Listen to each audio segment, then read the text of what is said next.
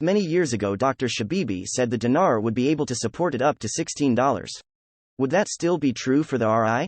No, it's far past that, but it would be illogical to come out at $16 or $28 or whatever. You need that margin for the float. You don't need it to show off. That's what Kuwait did, and they realized their mistake. The next day, they brought it back down very quickly. It gave a window for sharks and whales, and they made massive amount of money. Obviously it was done on purpose. And obviously the IMF doesn't allow that to happen again. When people say there's not too much progress going on, well, some of these things take a long time to put together, and most of them are coming into fruition as we speak. Humanitarian projects. 0.800#s. Numbers on the back screens, somebody with magical codes, redemption centers, all that is bullshit.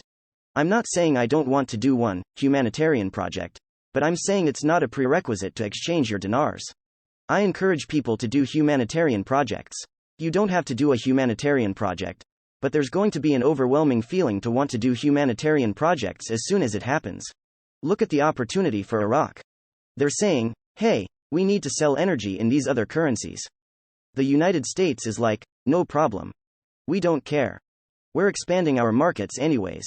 There might have been in the past a situation where if Iraq sold energy in other currencies that we lost market share. But that's not the case coming down the road. Iraq figured out a plan to go forward to be able to sell to as many customers as possible. That's how they want to add value to the currency, as taking that route. It's good for the United States. It's good for Iraq. There's a restaurant coming into Iraq. It's called Johnny Rockets. It's a burger joint. Frank, I told you the whole world is pouring in.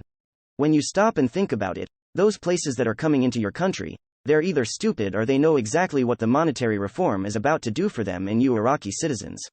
I still think over the next 3 years you're going to see the dinar continue to go up in increments, but you're not going to see any real major changes until they get off sanctions. That's one thing. We also want alternatives to revenue generating other than oil. Iraq is headed in the right direction. iQD investors outside of Iraq may have difficulty exchanging the currency. Why? Because we will not have access to iQD banking.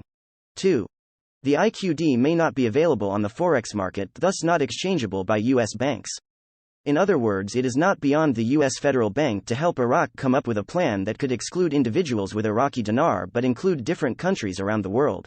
If we do not address this issue, there is a real possibility we may have difficulty exchanging the iQD for the USD. Iraqi-Saudi Coordination Council has played a major role with their bilateral relations.